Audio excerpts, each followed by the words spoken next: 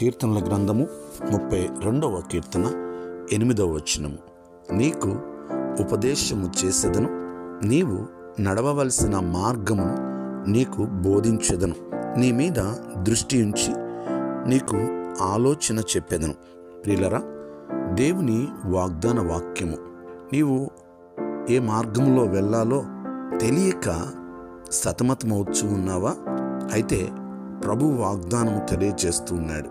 నేను నీకు ఉపదేశము చేసి నీవు నడవలసిన మార్గమును నీకు బోధిస్తానని.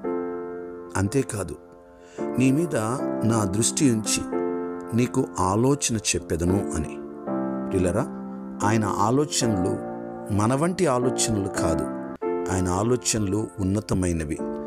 ఆయన మార్గములు కూడా ఉన్నతమైన మార్గములు.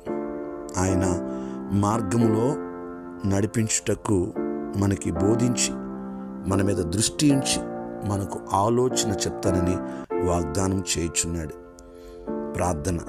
సకల ఆశీర్వాదములకు కారణభూతుడా మా దేవా, మీకు వందనాలు, స్తోత్రాలు. మీ వాగ్దాన వాక్యమును బట్టి వందనాలు.